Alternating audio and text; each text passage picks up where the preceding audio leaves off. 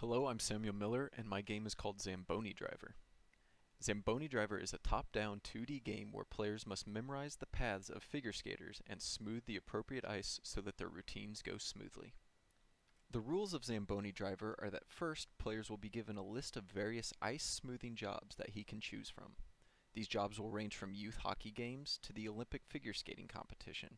However, the player must gain a reputation as a great Zamboni driver by completing smaller jobs and working his way up to bigger name venues.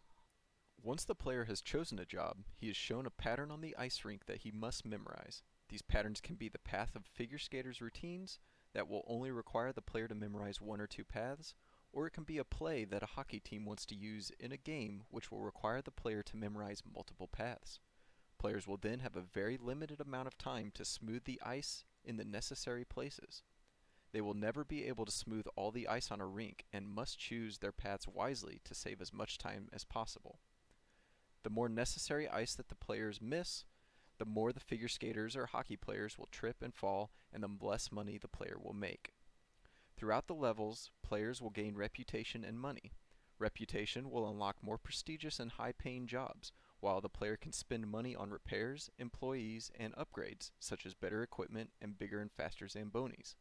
These repairs, employees, and upgrades make the jobs easier, allowing the player to take on more challenging and higher-paying jobs.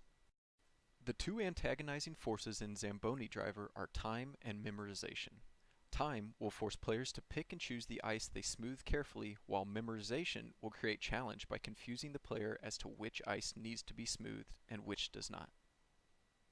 Players will have two meaningful decisions to make.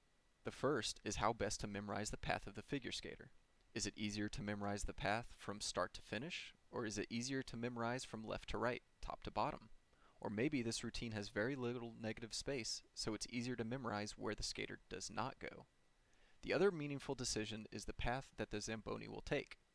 Going over already smoothed ice to double back to more unsmoothed ice can waste precious time, so a well thought out and decided path can make the difference between an entirely smooth routine and a disaster.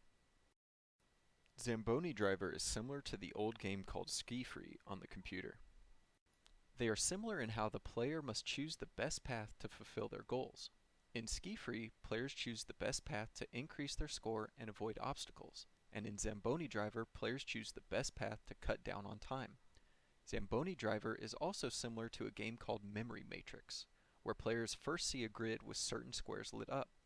The player must memorize, then pick the correct squares from the same grid. Zamboni Driver requires the player to memorize a path, then smooth the ice that path uses. One large risk is the designing of a reasonable way to scale the difficulty from level to level.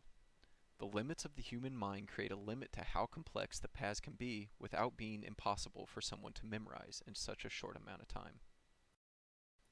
Overall, Zamboni Driver will be a quirky and fun memorization game that will give students lots of creative potential and freedom.